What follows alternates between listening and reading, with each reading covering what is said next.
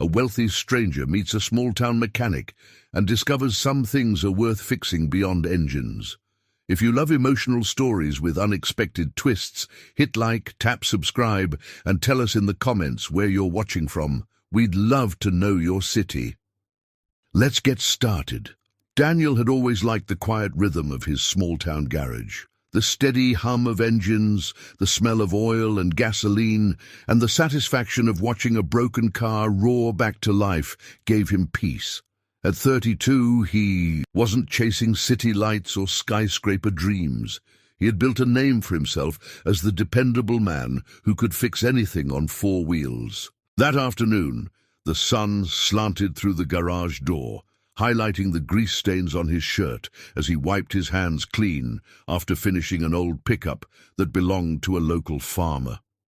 The day had been long, filled with back-to-back repairs, but Daniel thrived on the work. He leaned against the counter, ready for a short break, when the sudden growl of an engine outside caught his ear. Unlike the usual beat-up trucks or modest sedans his customers drove, this was refined, smooth, and undeniably expensive. His curiosity piqued as he stepped forward, watching the sleek black Mercedes glide into the garage bay. The car was immaculate, shining under the dim fluorescent lights, its presence almost too sharp for the rustic surroundings of the small Illinois town. The driver's door opened slowly, and out stepped a woman who immediately shifted the atmosphere of the place. She was stylish, polished, and carried herself with a confidence that belonged in downtown Chicago, not in a quiet mechanic's shop miles away from the city. Her heels clicked on the cement floor as she walked closer, her perfume subtly replacing the scent of motor oil in the air. Daniel noticed her sharp gaze, scanning the garage before resting squarely on him, and for a fleeting moment it felt like she was studying him more than the space. Daniel straightened unconsciously, brushing his hands against a rag still tucked in his back pocket. He was used to being noticed. His tall frame, rugged jawline, and piercing blue eyes had drawn attention before. But most women who came into the shop were locals, familiar faces who saw him as part of the town. This woman, however, looked different. She wasn't just looking at him, she was measuring him, weighing her words before they spilled out. When they did, they caught him off guard. "You're a mechanic, young man?" she asked, one eyebrow arching with curiosity. Her tone wasn't mocking, but it carried a playful disbelief, as if she couldn't quite reconcile his appearance with his profession. Daniel smirked faintly, his voice calm and even. "That's what the sign outside says," he replied, nodding toward the weathered wooden board above the entrance that read Daniel's Auto Repair. He had hand-painted it himself when he first opened the shop, never imagining that one day it would stand as a beacon to someone like her. The woman tilted her head slightly, her lips curving into a teasing smirk as she folded her arms across her chest. "You're way too handsome to just fix cars," she said, her words landing like a challenge in the open air. Daniel chuckled, but there was no arrogance in it. He had heard compliments before, though never delivered quite like that. Direct, bold, and tinged with amusement. He let his eyes wander briefly to the sleek Mercedes, noting its spotless body and pristine finish. "Well," he said, his gaze returning to hers, "someone has to keep cars like yours running, don't they?" There was an ease in his voice, a groundedness that seemed to surprise her. She wasn't used to men who stayed unshaken by her forward remarks. For a moment, neither of them moved. The garage felt oddly quiet, the ticking of a cooling engine filling the space. Daniel leaned casually against the counter again, still holding the rag, while she remained near her car, her arms still folded but her expression softening. She glanced at the grease stains on his shirt, then at the tools lined neatly on the wall, before finally letting her eyes linger on his face. "I'll admit," she said slowly, "when I drove out here, I didn't expect my mechanic to look like you." Daniel raised an eyebrow slightly, his smirk deepening. "And what did you expect?" She let out a light laugh, shaking her head. "Someone older, maybe. Less striking." Her choice of words hung in the air, bold yet sincere.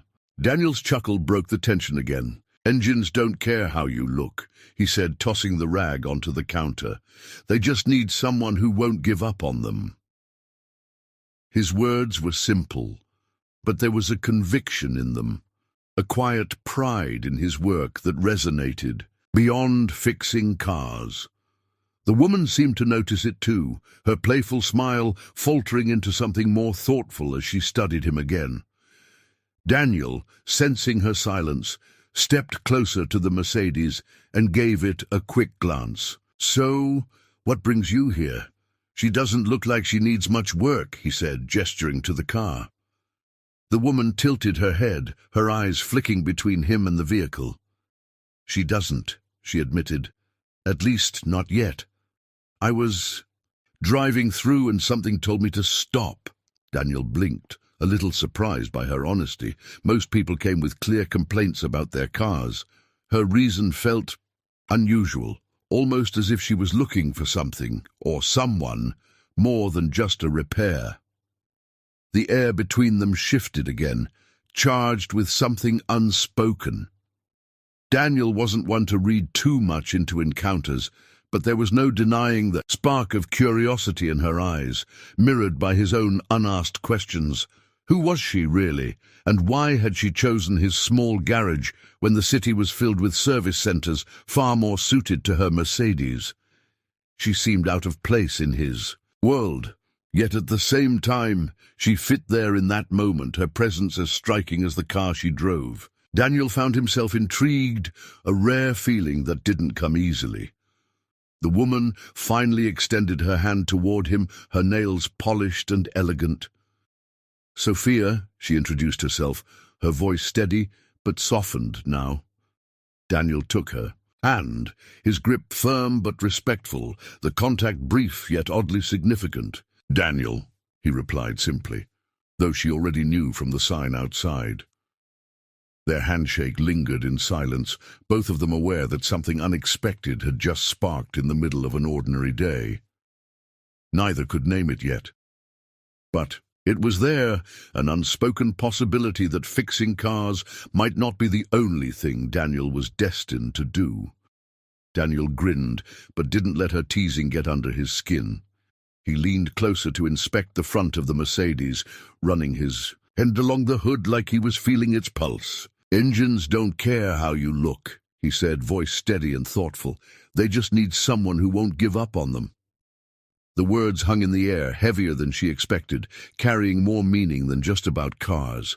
She raised an eyebrow, intrigued, leaning casually against the vehicle as if she had stumbled upon a man she couldn't quite figure out. "And what about people?"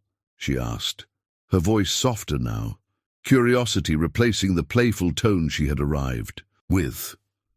"Do you give up on them too?" Her question caught him off guard. He paused, glancing at her with piercing blue eyes, then back at the car as though the answer lay hidden in the mechanics of steel and wires. The garage, usually filled with sounds of tools and machinery, seemed to still. The ticking of the Mercedes engine was the only sound between them, the quiet wrapping them in an unexpected intimacy neither had planned. Daniel finally straightened, wiping his hands slowly on the rag, his gaze never wavering from hers. "Not if they're worth fixing," he said simply. The depth in his voice startled her. She had met countless men, businessmen, executives, men with ambition and arrogance, but none who spoke with that quiet conviction. Her confident smile faltered, softening into something more vulnerable. She hadn't expected this mechanic, in his grease-stained shirt and rough hands, to see people the way he saw engines, not disposable, not replaceable, but something worth saving, if there was a chance. It stirred something long dormant inside her, Sophia shifted slightly against the car, suddenly aware of the walls she carried like armor.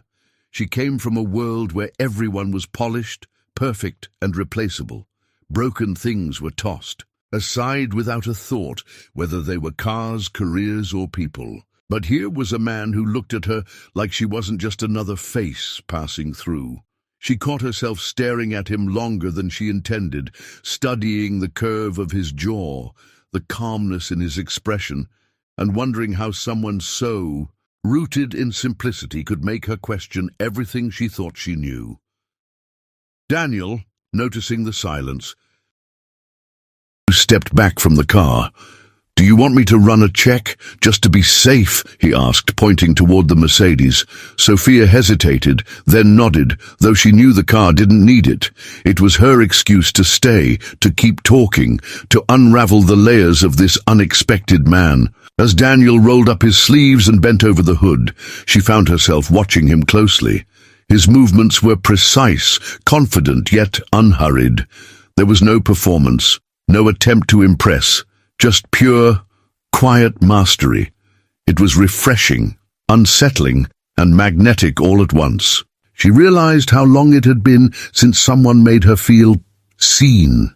In her world, most people looked at her wealth, her family name, or her success.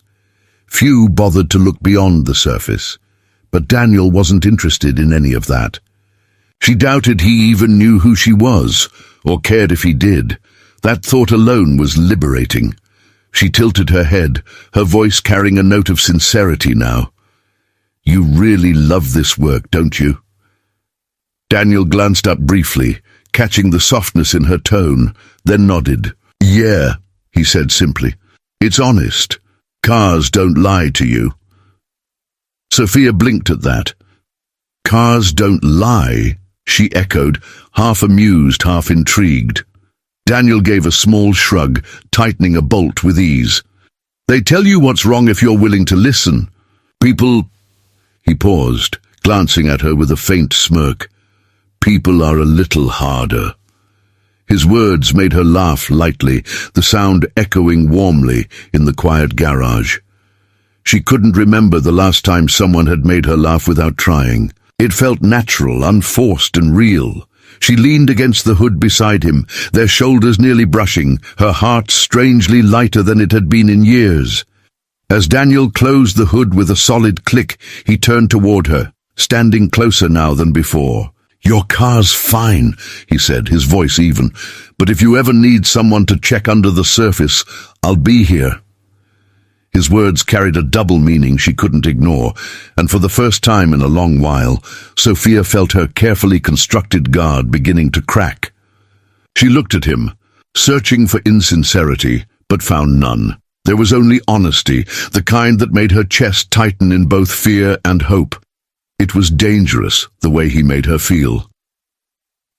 Sophia exhaled slowly, brushing her hair back. "Maybe I'll take you up on that," she said, her tone layered with more than just talk about cars. Daniel gave her a quiet smile, one that seemed to reach his eyes, and for a brief moment the space between them felt electric. She could walk away now, get back into her Mercedes, return to the life she knew. But something inside her resisted. For the first time in years, she wanted to stay, to linger in the presence of someone who didn't see her as untouchable, but as human, imperfect, and worth fixing. Daniel didn't push. He simply stood there, patient, as though he understood the weight of her silence. It wasn't about cars anymore, and they both knew it. It was about choices, about second chances, about whether Sophia was brave enough to let someone see past the polished surface. Finally, she broke the silence, her voice low. "You're not what I expected to find here, Daniel." He tilted his head slightly, his smirk returning. "Funny," he said. "I was just thinking the same thing." Their shared laugh was small but genuine, the kind of laugh that felt like the beginning of something. The afternoon sun dipped lower, its golden rays spilling across the garage floor. Sophia glanced at her car, then back at Daniel, reluctant to leave but knowing she couldn't stay forever. "Maybe I'll come back," she said, her words soft but deliberate. Daniel nodded, his gaze steady. "I'll be here," he replied. There was no pressure, no expectation, just quiet certainty. She smiled, a real smile this time, one that surprised even herself.